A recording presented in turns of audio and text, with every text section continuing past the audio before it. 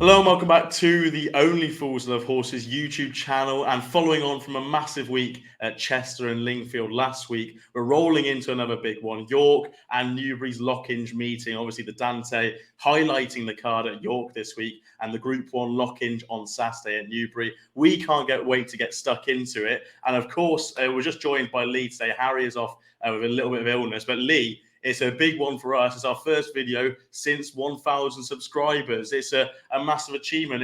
It's brilliant to be on a channel with 1,000 subscribers now, Lee. Yeah, no, I was over the moon that we managed to get to 1,000 subscribers. We've got over 3,000 followers on Twitter, but YouTube is massive, and to get over that 1,000, we really appreciate everyone's support. And yeah, onwards and upwards. Onwards and upwards. Thank you very much to everyone who subscribed, liked, comments, all the guests we've had on. Thank you very much to everyone. We couldn't have done it without you. As we said, we're a fallen soldier today. Harry is down with a bit of illness. We're going to go through the York cards throughout the week. We're going to start on Thursday and Friday, because by the time this video uploads on Wednesday, only be a short period of time between races and when this uploads. We'll have a couple of opinions on the Wednesday races, but mainly focus on Thursday and Friday. And we've got Saturday at Newbury as well. We also have an exclusive interview with Nick Bradley, obviously a big owner in the game. He's got plenty of horses out this week and a couple of 2-year-olds to keep your eyes on, so make sure to stick around for that. So it should be a very good video, Lee. I cannot wait. I cannot wait to talk about a favourite performance from last week. We're bringing this back for maybe just one episode only, who knows. But we both have a horse we want to talk about. I'm going to go over to you first of all, Lee. Just that one horse that excited you the most over the last 7 days. Yeah, well, actually, it ran yesterday as we're recording on a Monday at Musselburgh. I think it was the first race, but Cuban Slide for Carl Burke, it absolutely hosed in. I thought it was going to be tailed off at one point. It was first time out. It ran against another Carl Burke horse, but Mark Johnson was in there, who had already ran, I believe, but it was only a 4-runner race. It dwelt at the start. It got a little bit left behind. It come round the houses of a couple of runners, and it caused in 9.5 lengths, I think it was. It's just definitely one to watch. Hopefully they've got, I presume they've got bigger aspirations. It might even be an Ascot horse, who knows? But 5 furlongs in Musselburgh and win by nearly 10 lengths. So Cuban Slide for me. No, it was very good, that. I have some opinions. I have 3 opinions from the last week. One of them is not talking about Sacred, who won, who's Harry's ultimate cliff horse, and he managed to miss him on Saturday. So that's the only stray Harry's going to catch while he's not on this video. I have 3 opinions. I'll just start with my favourite performance. It may have been a bit of muster for people. I thought Military Order was very good in the Derby trial. I liked his turn of foot coming around the bend to find a gap and go for it. He's a fairly big horse now, and if he has any of that sort of Adyar in him, which he looks like he does, he will be a tough force to take on in the Derby. I thought the King's horse ran well in third, to be fair. Just got a little bit left behind, didn't it? But yeah, they pulled it a long way clear, though, them front two. A real long way clear, yeah, 100%. Speaking of the Derby, I did talk about a rest for the Derby at Chester. Now, obviously, won very well. If you're sat on the nice prices that I have got a couple, if you took my advice and took a little bit of the, I think it was 14s that are available. 16s, I think it was. 16s, yeah, really well done there. I have an opinion. He may win the Derby. He may carry on win the Derby, and that'll be very good for my pocket. But I think he's more of an Arc horse, personally. And I have had a small amount each way on for the Arc. So hopefully we can see him head off to Longchamp at the end of the year. And on that same card, Save the Last Dance, a lot of people saying, oh, she's beaten nothing. She's beaten nothing. That turn of foot around the bend was incredible. The time backs it up. There's nothing I've seen currently in the Oaks picture. Maybe one horse that we'll get on to talk about is running at York this week. There's nothing in that Oaks picture. And if she's run anywhere near to sort of at the mark that she's been given, then she'll take some whacking in the Oaks, I think. And yeah, so that's my 3 opinions on the week gone by. Lee, what do you rate of that? No, I agree with all them. You did mention you've mentioned a few times a rest, to be fair. You and Harry both like the horse. I did get told by Dawn, friend of ours on Twitter, to back it at 66-1. Did I listen? No, I didn't. I didn't listen at the 16s, but I should have had the double, and won really well. I know. You didn't listen to two people who told you to back it. I cannot believe it. I know. Look, sometimes there's a little bit to go under the bridge. So these Derby horses, there's still a few horses that come out, run trails and stuff like that. But Save the Last Dance as well, very impressive. You can only do what you can do yourself. It doesn't matter what's in behind. To win by, what was it, 22 length or something? Yeah.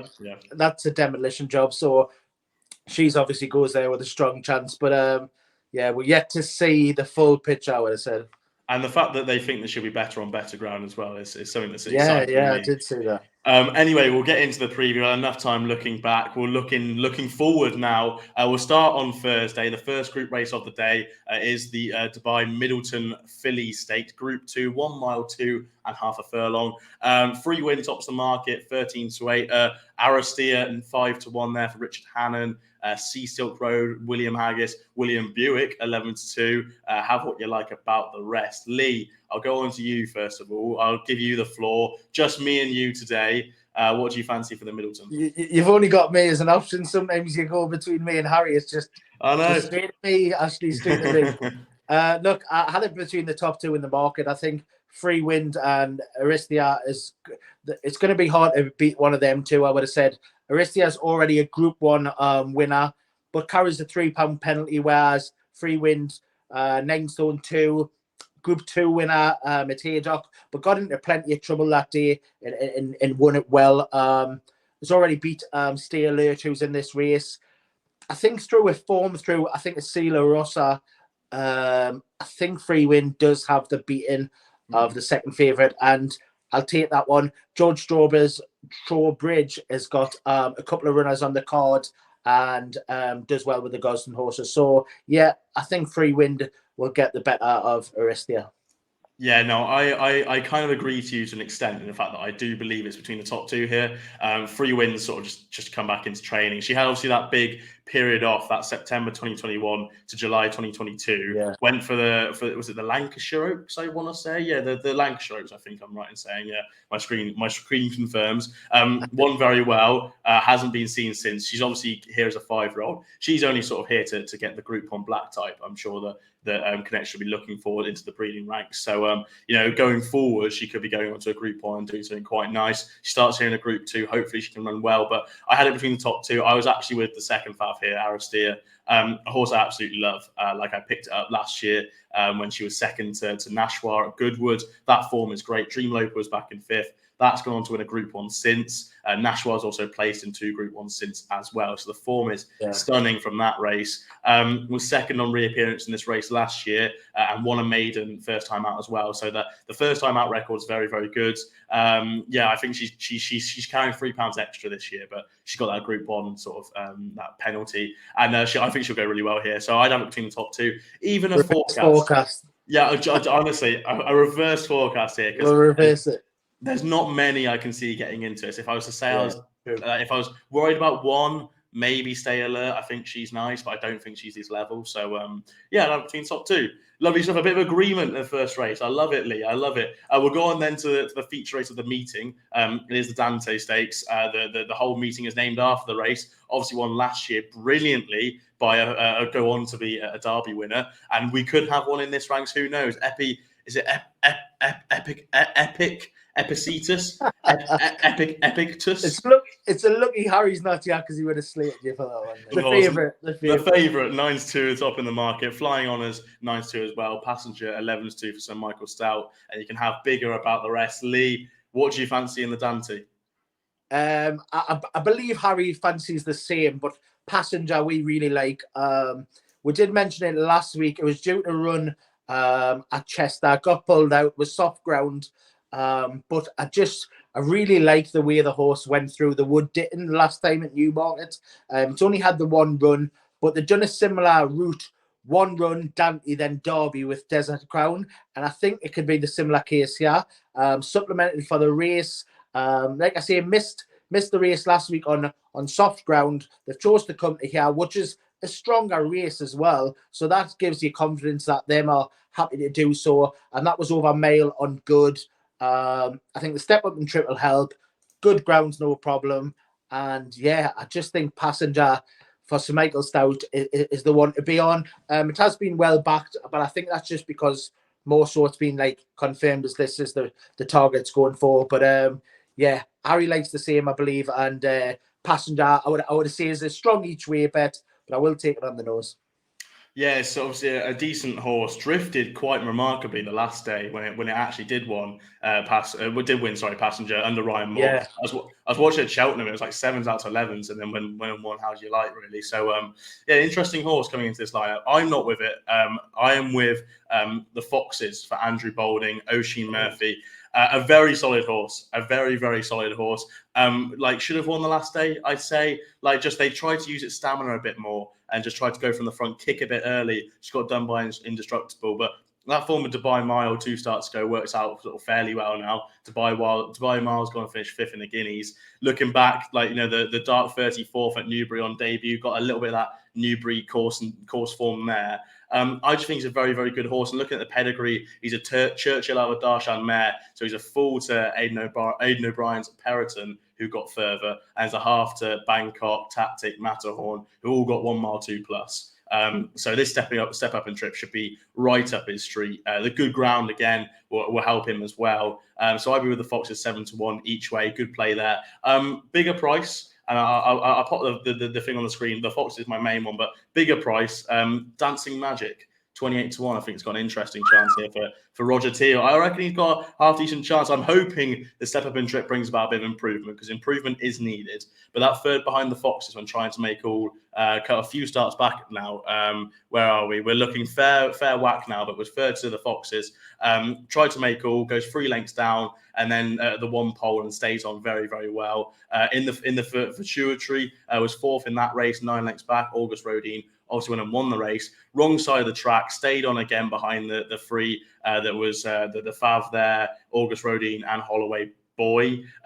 So I think that form was fairly good now. Needs a step up, obviously, to go and beat the Fav, but I think the step up in trip's going to be really up his street. And again, was on the wrong side of the track that day at Doncaster. So I give Dancing Magic a shout at 28-1. But yeah, my main play is the Foxes in that race. But it seems that there's a little bit of agreement there. So I do respect your horse, Lee. I think it's a fairly decent one now.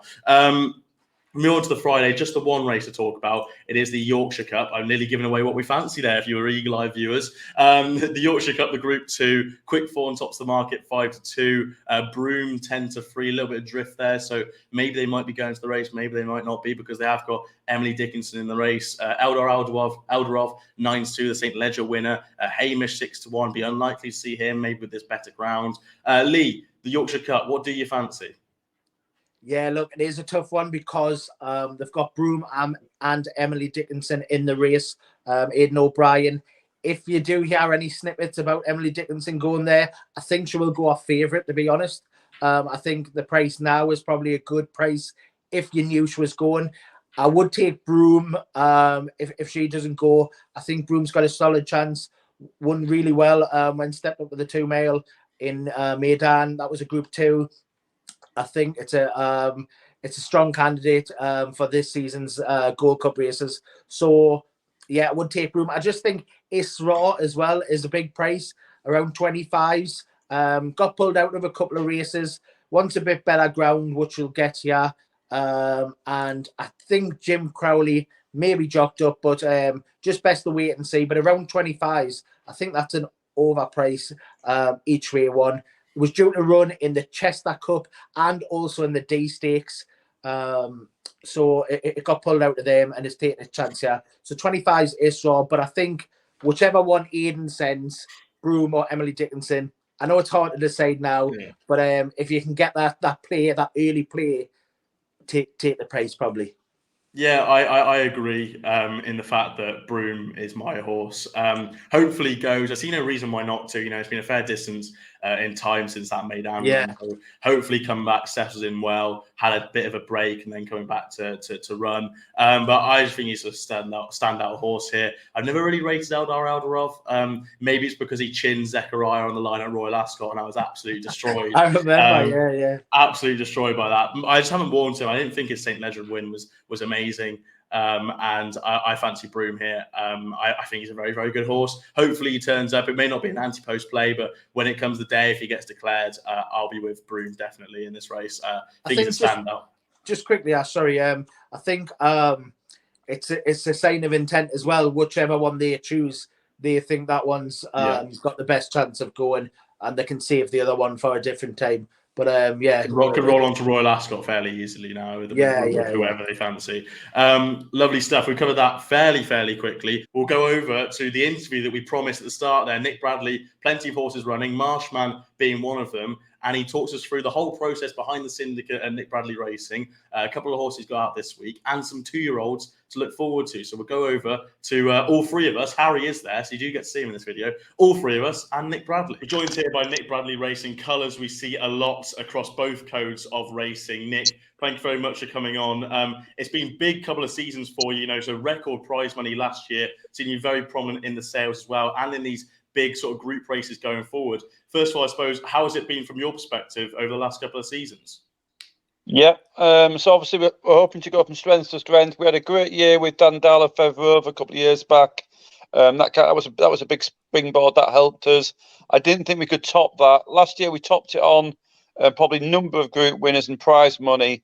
So yeah, last year was seen as a success by myself and the investors involved. And I just hope we can keep on building on that. Obviously, at some point I won't be able to, but yeah, hopefully it's not this year. Hopefully you can keep building. I suppose one thing that will massively help you building is the recent sale of Oscula at the Arcana sales for $1 million. That's absolutely fantastic. That'll be really good to help reinvest into horses going forward. Yeah, so the business model is to buy fillies. 99% of my horses are fillies. Buy them for relatively small amounts of money at the yearling sales or the breeze ups. The strength of the bloodstock industry has gone up a couple of levels in certainly in the last 12 months. Yeah, $1 million for Oscula, I thought was a very clever man at the time.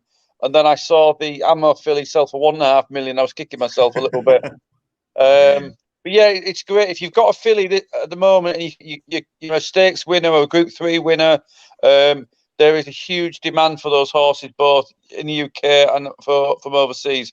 We saw Alcohol 3 sell for over $5 million at the December sale. So it's a great model, and the late lottery tickets. You've got to buy a few, but if you get what a winner, it can be a very financially rewarding as well as a great ride as well.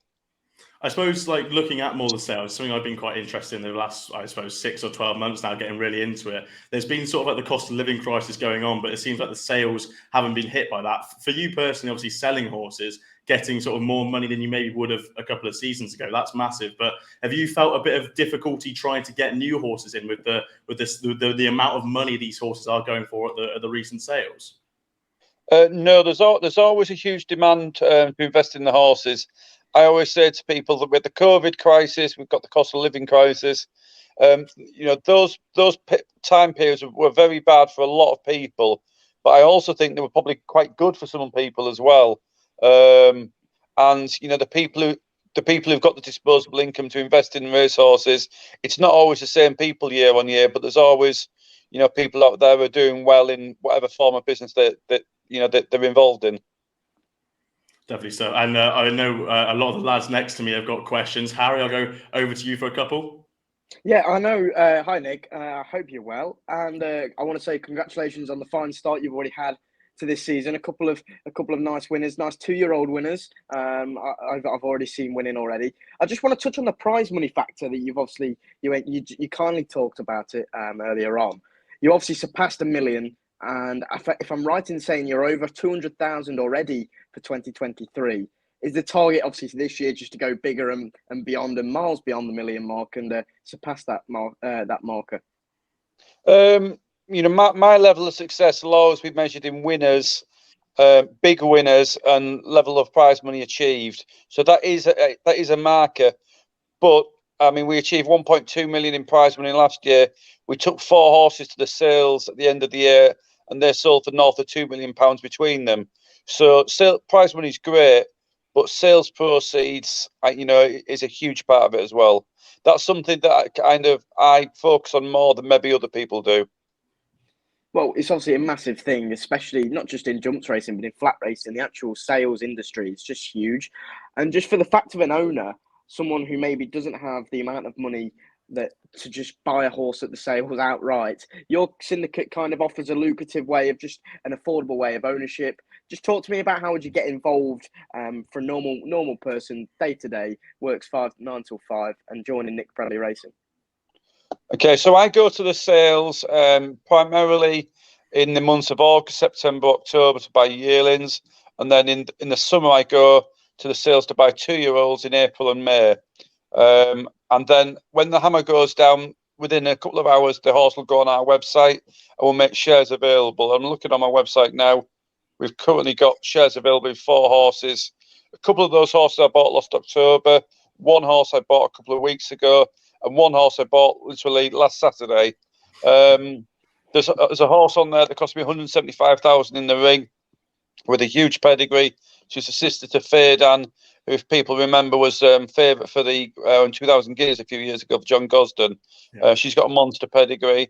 And then there's other horses on there. One cost me 40 grand. Another one that cost me 30. So, which would be more typical of what I'll try and do. And people can invest in those. Generally, the share price is an approximate share price will be around about £1,000 for 2.5% share, and then £80-90 a month, whatever it is, for training fees. And what I find is that people out there invest, instead of buying a leg in one horse or a whole of a horse, they'll go and buy shares in 10 or 20 horses. And then team up with their mates, family members, whatever, and then the cohort of horses will give them many highs and lows, which is in essence what people get involved in the game to do, but also plenty of days out and hopefully a bit of success in terms of prize money and sales proceeds. Can I ask you quickly about those shares on the horses? You said you've got 4 horses available, and you just literally bought one last Saturday. Are these shares that come available? Are they sort of fairly popular? Like, how long maybe would you be waiting, and would you always get like a full? If you set like an amount of shares, like this is the amount for this horse, would it always sort of sell out kind of thing? So I probably bought a dozen horses in the last 3 or 4 weeks, and I've got shares remaining in 1, and that's the one. Wow. Well, sorry, shares remaining 2. One that I bought last Saturday, one that I bought the week before. And when the hammer goes down, I always keep a stake in them, so I'm believing in these horses. Last year at the Breeze Ups, I spent just over 300,000, and we found Marshman, City Door, Shandy Down, a few other horses that have all won, and hopefully they'll do well this year. I found some flops as well, but yeah, on the whole, it was a pretty good experience. And I don't know how much I've spent so far this year, but probably double that at the moment. I've tried to buy a nice horse. I've got a horse that I bought 3 weeks ago that runs at York tomorrow. So when the hammer goes down, I keep a share. I put whatever remaining percentage on the website, and then people can rock up and buy 2.5%, 20%, 10%, whatever they want. Yeah, and you mentioned Marshman now. I know Lee wants to ask a couple of questions about the horse you got running this week. So Lee, fire away. Yeah, well, Marshman's probably on everybody's radar. So I believe that runs tomorrow as well. We're filming on the Tuesday, so it runs on Wednesday. And how's that one going, Marshman? Yep, so his work at home's been very good. Last year as a 2-year-old, bought him from the Breeze Ups. When I bought him, he had a bit of a sore shin. So he was kind of feeling that throughout his 2-year-old career. He was quite buzzy as a 2-year-old, but he's settled down a lot now. Obviously, very good last year. He won his maiden up at Ayr. He won his novice by, I think, about 12 lengths at Thirsk. Went to York, ran into Noble Style there. I think that was a serious race. There was Cold Case 3 or 4 lengths behind him. Royal Scotsman probably 7 or 8 lengths behind him. Then went to the Middle Park. Didn't like the track. We tried to hold him up that day because it looked like there was going to be lots of pace in the race, and it just didn't work. So it was a combination of getting everything wrong on that day. So we were all pretty low that day. But he's wintered well. We deliberately went to France for the 5 furlong Group 3. He won that by as far as he liked. He wasn't 100% going into that race. That race should put him spot on for tomorrow. He's trained well since then. At home, it breathes most weeks with Cold Case. And I'd say the majority of times Marshman finished in front. but there's been a time when Cold Case has finished in front. But there'll be similar horses. But on the track, obviously, we beat them last year at York. We're running tomorrow. The options were here or the Sandy Lane. I just felt that Noble Style, Sakia, Little Big Bear, Cold Case. I'm sure there's others could be lining up in that race, and I thought let's go back to York where he's run well before. Yeah, they have that Jim crack form is red hot at the minute, and it was a cracking comeback from Marshman. So we wish you luck with that horse. But one just slightly off radar, but this is a personal one for me. Toshizu for Roger Fell. I know it was had been it with Joseph O'Brien, been 3 runs for Roger Fell. It's been one of my radar. It didn't really run a race in the Lincoln, but it's come with 2 cracking runs there at Newmarket. I think it's due out on Friday, if I believe right.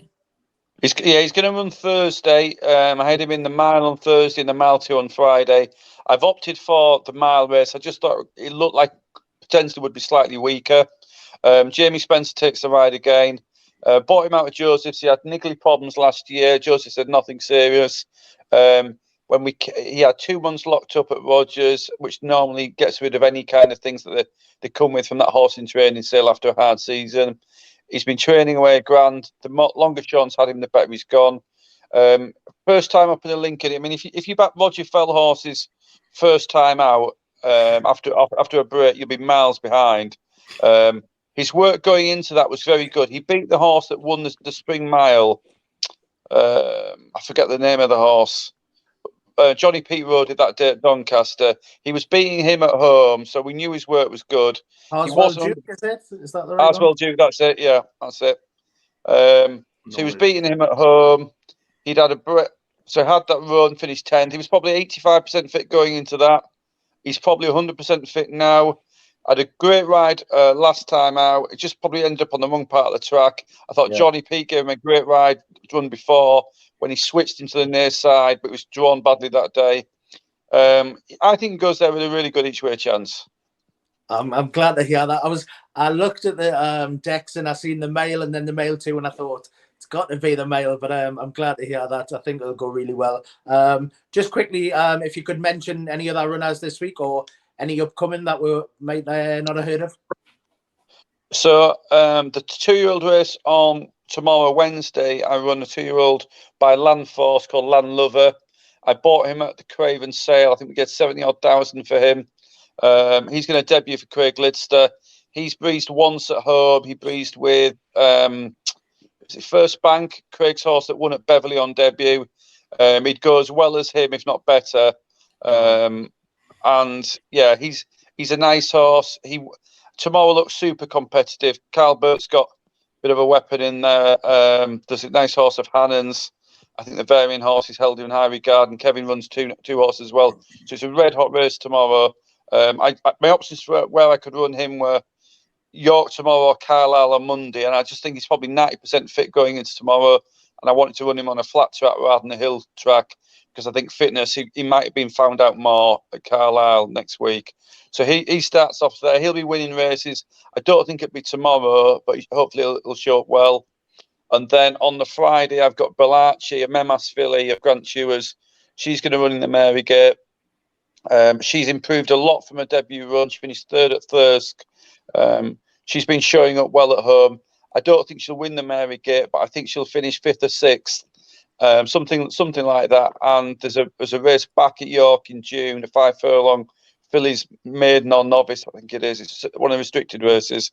That's her target, and I'm hoping the Marygate gives her plenty of race course experience ahead of that race in June. It's good. It's good knowledge there. Thank you, Harry. I believe you've got another question. So I was just going to say, Nick, you've kind of touched on it there. Regardless of York, if we take away York, is there one weapon that you've got and you haven't unleashed yet, and you could give to everyone that listens into this video for taking forward and put into the notebook? I'll add on to that. Sort of very similar. It might be the same answer, but your favourite 2-year-old this year. I'm really excited to hear that. There we go. if you ask me this question most years, I would say I'll know a lot more in 2 weeks. And I know it's a bit of a sit on the fence question. That's a straight bet there, Nick. You're playing a very straight bet. I'm not trying to be politically correct, but I've literally got 2 smart 2-year-olds working tomorrow. I hope they're smart. I'll give you one. I bought a Kodiak colt from the Craven sale. He worked. So Amy Murphy trains him. He's called 50 Grand Slater. It was named after Hull City's Player of the Year, Regan Slater. He worked first time, and Amy phoned up and said, "Get your top up ready for Royal Ascot." Wow. The second time he worked wasn't as good, but he gave a couple of coughs afterwards, so he's got a potential excuse. He's due to work tomorrow morning, and I'm hoping I'm going to get a positive call from Amy in the morning regarding him. There's a nice filly at Calbert's called Oakland Princess. She's been showing up well. You'll see her on the track in a couple of weeks. She should be a stakes filly this year and next year. Brilliant stuff. I'm conscious not to keep you too much longer. I just have one final question. It's sort of one that's on my mind, bringing it back to the sales thing. I managed to sort of work with a couple of people picking up some yearlings last year in October, and we were looking at confirmations, looking at page, bringing the two together. Would you say you take all it takes, like look at everything when you're buying a horse, or is there one area you look for, particularly in a horse and a yearling, that you want to go there? You think, yes, that checks the box, we're getting this horse, even though there might be something else sort of potentially not right with it, or like not 100%. Is there that one thing that you look for in these yearlings going forward? It's not a physical trait that would be an automatic buy or anything like that. When I go to the sales, I walk around and I see every filly that sells in England, Ireland, France. And I'm generally looking for a strong, well put together horse that walks and moves well. In terms of the confirmation, I'm not overly fussy. I'm really looking for a horse that will debut at 2 in May or June. I think the way the world is at the moment, people aren't really looking for kind of 3-year-old derby kind of horses. They want horses that can go get dressed up and go out in May and June, put a hat on and go to Royal Ascot, New York, and places like that. I know that when I walk around, when I see a horse, whether or not I'll be able to buy it or not. So, for example, if I go and see a nice horse that's by Memas, for example, if I see a nice filly that's got a big pedigree by Memas, I know that it's probably going to make 150, 200,000, and I won't be able to buy it. Or I could, but I wouldn't see it as the best use of my money. So what I end up buying a lot of is fillies that are excellent physicals, so strong, good movers, horses that look like they're going to be running over 5, 6, 7 furlongs. But generally, the ones that I buy that I seem to do really well with are the ones that are by the unfashionable stallions. So, for example, Feather was by Gutifan, Mystery Angel was by Cody Bear, Honey Sweet was by Ade. These are all kind of stallions that aren't, standing for 40, 50,000. I generally do well with good sprinting stallions that stand for kind of 15,000 and less. Brilliant stuff. Thank you very much for your time, Nick. Thank you from all three of us.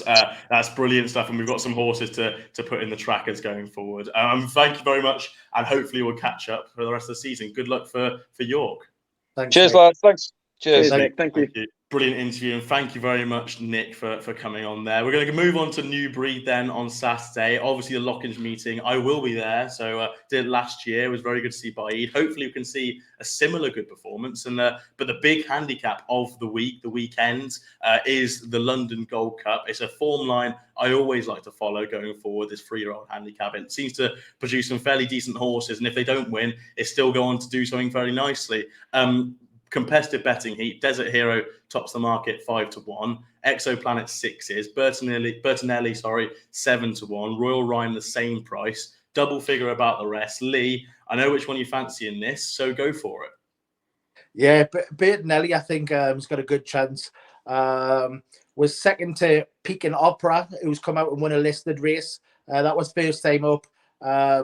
Never got going kind of thing over the mile, but still managed to win next time out, and then was sent off 2-1 favourite against Alder, who's then come out and ran second in the D Stakes. So I think it's got solid form. off 99, probably a bit of a tough mark, but I just think Ryan has jocked up, and if Aidan sends this one, I think the mark maybe is probably not be a problem. I just think it's got strong form and can kind of crack on in the season. So Bertinelli for me.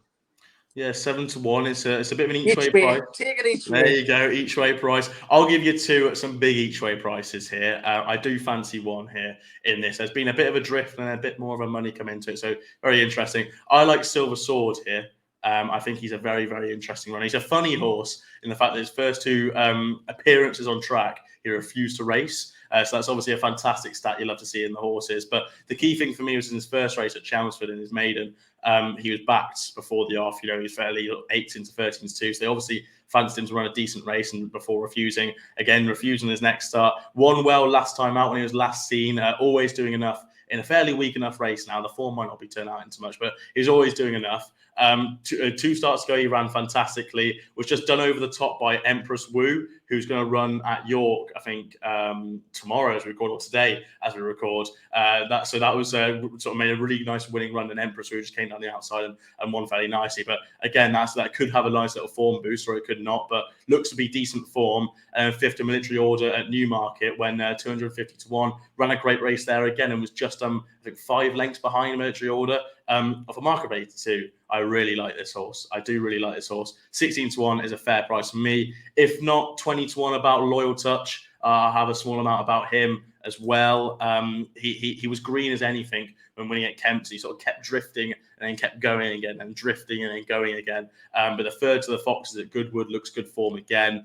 Early off the bridle, had a big burst of pace through the race and then just got done at the end. The pedigree may be a small worry for staying. Stepping up to this 1 mile 2, but we'll take it with a pinch of salt. His price accordingly in the fact that his pedigree is maybe potentially going against him. So 20-1, I'm happy to take that gamble. So there's the 2 there for me in the London Gold Cup. That is, what did I say now? I said Silver Sword. I said Loyal Touch. They're both 16-1 now. So very interesting. And then finally, we'll go over to the Lockinge there. And they're very good races. It seems a competitive race. At least we can say that. Modern Games, 3-1, topping the market. Inspira was meant to be going, but she's going to be safe for Royal Ascot. Laurel is the sole John and Fady Gosden mare in this field, 4-1. My Prospera 11-2. Tribalist 7s. Jadumi 8. Same price about Mutasabek. Bigger prices about the rest. Lee, what do you fancy in the final race we're going to cover and the Group 1 of the weekends, the Lockinge?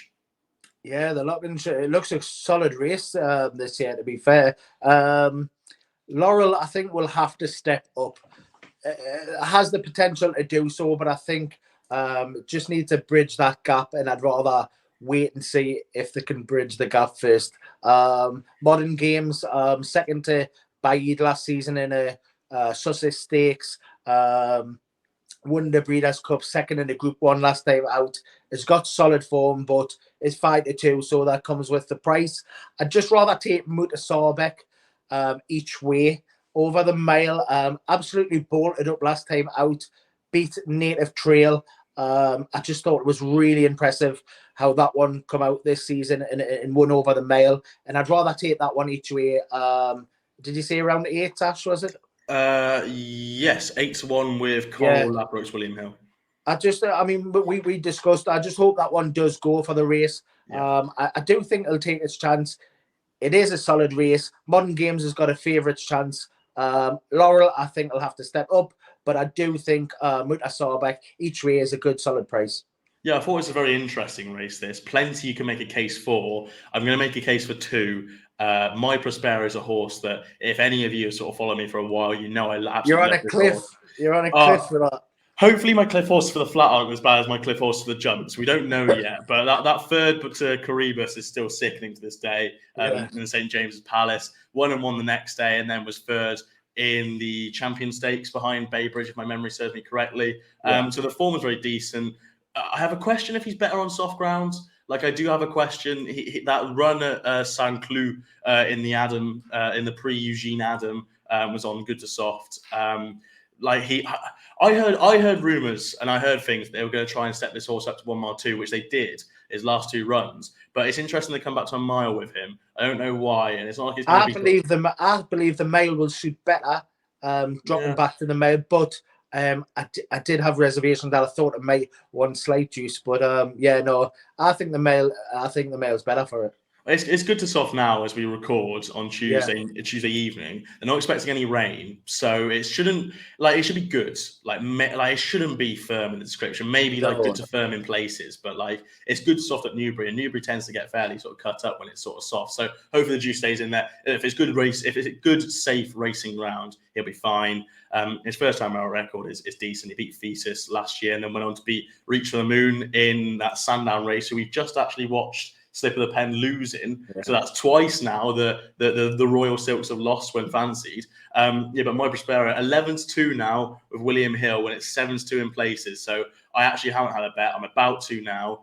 So if this is still lingering about 11-2, that's a brilliant each way price. If you've ever seen one, I'll give you a small shout for one at a bigger price. Triple Time. I'll give a small shout to. I think if there's one in this field that can step up and improve maybe £7 to really get into the frame, I think Triple Time's that. Like he had that big break between September 2021 and 2022, but when he did reappear, he won very nicely, beating Tackeret Bay. Things didn't go for him on very soft ground. Longchamp at the Arc meeting, comes back here fresh. He's obviously very, very good fresh. And I could see him running a massive race here on better ground. Neil Callens in the side. I rate Neil Callens a jock. I think he's a fantastic jockey. A Tony Carroll legend, or not legend, but regular. So there you go. That's why I rate him. I hope he can. I hope he can get a big success. So Triple Time at a bit of a price would be interesting. Lovely stuff, Lee. We have got other races and we have got naps to talk about. Obviously, we've given a big word Marshman for Nick Bradley. Just analysing that race, do you think Marshman's got a decent chance in the Clipper Stakes on the Wednesday? Yeah, I really do. Like, thanks to Nick for coming on as well. You can find Nick Bradley Racing over on Twitter, and also link to the website will be in the description as well. Yeah, Nick Bradley racing.co.uk as well. So head over there. Obviously, plenty of winners over on Nick Bradley Racing. But yeah, I do think Marshman's probably got the best chance as well. Been really well back though. I think you're on at 8s. You tell me to back it at 8s. It's in 92 and 4s now. Not an each way price, but I think it's got a solid chance. Gets all the allowances as well, and also solid run in the gym crack. That form's red hot, and like we said with Nick as well, solid comeback run last time out. So yeah, probably got the best chance, and good luck to Nick Bradley Racing with that one. Yeah, I dropped you boys a message in the WhatsApp group about Marshman because when I read the tweet on Sunday evening, he put out a reply to Matthew Sutcliffe, who, good support of the channel. He always likes the content. He put something about Marshman taking a risk on him at 10s, and then sort of like didn't even tag Nick Bradley, as I can see in the tweet. Didn't tag him, just mentioned Marshman. And then Nick Bradley just goes, declared to run. Clifford takes the ride in serious form at home. And well, it's Lewis. Lewis must be on it because Lewis is Nick's assistant who runs the Twitter, and I seen that from Lewis there. Yeah, posted about it. But yeah, like you say, there was 10s about it now, 92 and 4s. I've missed the boat. You haven't. Yeah, no, it's nice, but I'd say like 9-2 still a big enough price. If you can get 5s anywhere, you can get 5s each way in the exchange, then that's a lovely each way price. I think he's got a fantastic chance here. Highfield Princess is a horse I could really fall in love with. Like, she's fantastic. The only thing is first time out record. She hasn't done very, very well. First time records. She's maybe placed at best, I think, if I'm going through it correctly, but I'm not sure about a first time out record. Creative Force is a very, very good horse. He could be quite tough to beat at the top of the market, but they've got to give a lot of weight to Marshman, haven't they? Yeah. I know the allowances are there for a reason, but for someone like a horse like Marshman, to be in hot form, and then like you're saying, first time out for Highfield Princess, it'll be tough going to give that weight.